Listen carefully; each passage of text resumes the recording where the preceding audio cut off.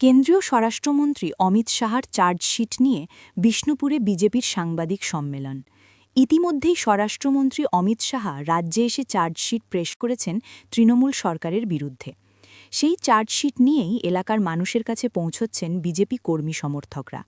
একইভাবে অমিত শাহর পেশ করা চার্জশিট নিয়ে বিষ্ণুপুর সাংগঠনিক জেলা বিজেপির দলীয় কার্যালয়ে একটি সাংবাদিক সম্মেলন করলেন বিষ্ণুপুর সাংগঠনিক জেলা বিজেপির সাধারণ সম্পাদক। উপস্থিত ছিলেন মিডিয়া ইনচার্জ বিষ্ণুপুর সাংগঠনিক জেলা বিজেপি এবং অন্যান্য বিজেপি নেতারা। কি বলছে তাদের এই সাংবাদিক সম্মেলনে শুনুন। আমাদের মাননীয় স্বরাষ্ট্রমন্ত্রী স্বরাষ্ট্র এবং আমাদের যে সমবায় মন্ত্রী সম্মানীয় অমিত শাহজি যে চার্জশিট পেশ করেছেন গত পরশুদিন, তাই জন্য আমরা আজকে সাংবাদিক সম্মেলনের মাধ্যমে আমাদের ভারতীয় জনতা পার্টির বিষ্ণুপুর সাংগঠনিক জেলার পক্ষ থেকে আমরা সেই চার্জশিটের কিছু অংশ আমরা প্রেসের কাছে তুলে ধরার জন্য প্রেস কনফারেন্স করছি। আমরা জানি যে ভারতীয় জনতা পার্টি যে আজকে বিধানসভা নির্বাচনে নেমেছে 2024-এ, কতগুলো জায়গাকে কতগুলো ইস্যুকে সামনে রেখে এই ভারতীয় জনতা পার্টি এই নির্বাচনে নেমেছে। আমরা এই নির্বাচনে যদি আমরা পশ্চিমবঙ্গের ক্ষমতায় আসি, তাহলে আমাদের প্রথম হচ্ছে যে সপ্তম বেতন কমিশন সরকার গঠনের 45 দিনের মধ্যেই চালু করব। বঞ্চিত 20 লক্ষ রাজ্য কর্মচারীর জন্য 40 লক্ষ পরিযায়ী শ্রমিকের যাতে এই বাংলায় যাতে তাদের কর্মসংস্থান হয়, সেই জন্য আমরা এই সরকার গঠনের 100 দিনের মধ্যে এই সরকারের যে সমস্ত চাকরির বিজ্ঞপ্তি জারি করার কথা, প্রায় 4 লক্ষর মতন সরকারি চাকরির ভ্যাকেন্সি আছে, তার বিজ্ঞপ্তি জারি করব।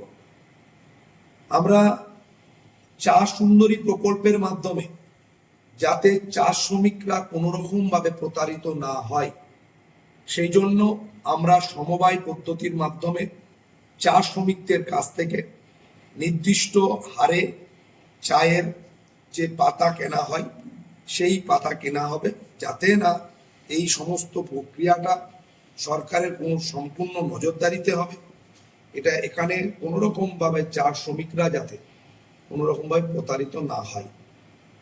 আপনারা জানেন আজ প্রায় দীর্ঘ 5 বছর পশ্চিমবঙ্গে প্রধানমন্ত্রী আবাস যোজনা, মমতা ব্যানার্জি যে যোজনার যে প্রকল্পের বাড়ি থেকে বাংলার মানুষকে বঞ্চিত করে রেখেছে, আমরা সরকার গঠনের 100 দিনের মধ্যে সেই প্রকল্পের খুব দ্রুততার সাথে চালু করব এবং বাংলায় আগামী 2 বছরের মধ্যে বাংলায় যে পেন্ডিং বাড়ি আছে এই 5 বছরে, সেই পেন্ডিং বাড়ি আমরা কমপ্লিট করব।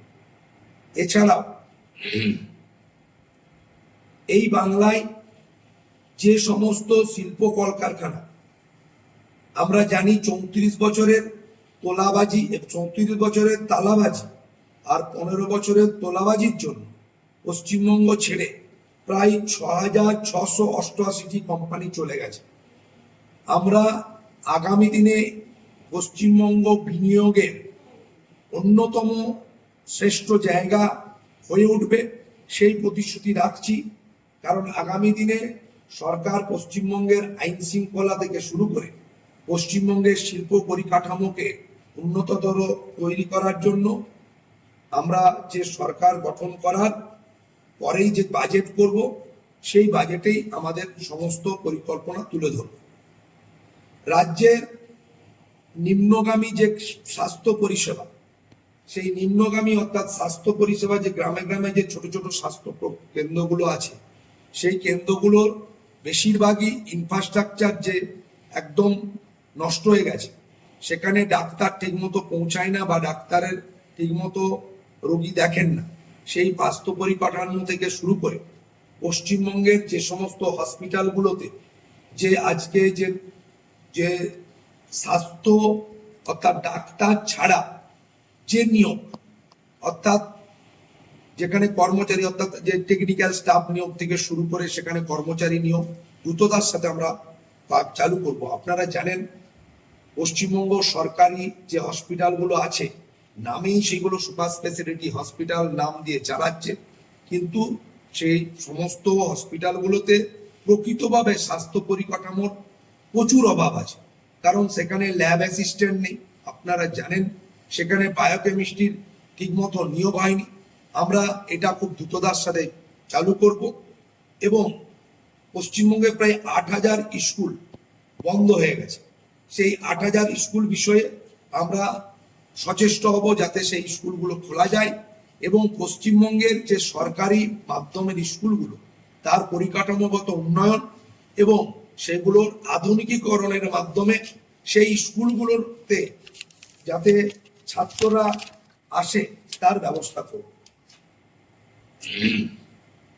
আপনারা জানেন যে আজকে খুব দুঃখজনক যে শুধু সরকারি পাঠ্যপুস্তকে আজকে ক্ষুদিরাম বসুকে সন্ত্রাসবাদী দেখানো হয়েছে, আর অথচ আমরা দেখছি পশ্চিমবঙ্গের পাঠ্যপুস্তকে আমরা আজকে মাকে মামি, জলকে পানি এই হিসাবে দেখানো হয়েছে। অর্থাৎ পশ্চিমবঙ্গের সংস্কৃতির উপর যে আঘাত, আজকে পশ্চিমবঙ্গ বঙ্কিমের পশ্চিমবঙ্গ, এই পশ্চিমবঙ্গ রবীন্দ্রনাথ ঠাকুরের পশ্চিমবঙ্গ, এই পশ্চিমবঙ্গ বিভূতিভূষণের পশ্চিমবঙ্গ। সেই পশ্চিমবঙ্গের আজকে শিশুরা পিসিকে ফুপা, মাকে মামি, জলকে পানি এই হিসাবে শিখছে। সেই শিক্ষাটাকে আমরা সংস্কারের মাধ্যমে পশ্চিমবঙ্গের যে প্রকৃত শিক্ষা অর্থাৎ পশ্চিমবঙ্গের যে বাংলা সংস্কৃতি সেই সংস্কৃতিটাকে ফিরিয়ে আনবো। আমরা জানি যে রাজ্যের যে তরাই এবং ডুয়ার্স এখানে যে 80% চা বাগান বন্ধ আছে এবং তার প্রায় নিয়ার অ্যাবাউট 1.5 থেকে 2 লক্ষ শ্রমিক কাজহীন অবস্থায় আছে। এই তরাই এবং ডুয়ার্সের চা বাগানগুলোর পরিকাঠামোগত উন্নয়নের মাধ্যমে এবং সেখানে যে সমবায় পদ্ধতিতে যে চা শ্রমিকদের যাতে চা এই চাষের উদ্যোগী করা যায় তার জন্য সচেষ্ট হব।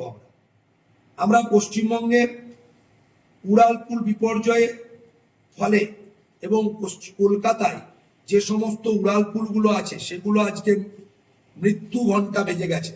এই উড়ালপুলগুলো যে সময় অ্যাক্সিডেন্ট হয়ে যেতে পারে, তার জন্য আমরা এই উড়ালপুলগুলোকে যাতে সংস্কার করা যায় তার জন্য সচেষ্ট হব।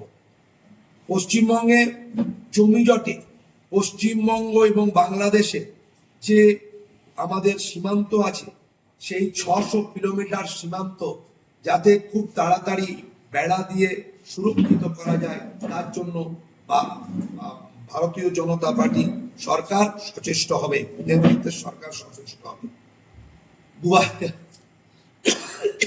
পশ্চিমবঙ্গের নারী নির্যাতনের আজকে ওনারা বলছেন নাকি পশ্চিমবঙ্গের সবচেয়ে হিংসাহীন রাজ্য, কিন্তু 2023 সালে পশ্চিমবঙ্গের নারী নির্যাতনের হার 34,738টা। পশ্চিমবঙ্গে আজকে যে সমস্ত তদন্ত হচ্ছে পুলিশকে এমনভাবে রাজনীতিকরণ করা হয়েছে, পুলিশ আজকে তৃণমূলের দলদাস পরিণত হয়। আজকে খুব দুঃখজনক যে আজকে 11 থেকে 2026 পর্যন্ত পশ্চিমবঙ্গে যে সমস্ত ঘটনা ঘটেছে অর্থাৎ অপরাধমূলক ঘটনা ঘটেছে তার সাজার হার মাত্র 7%।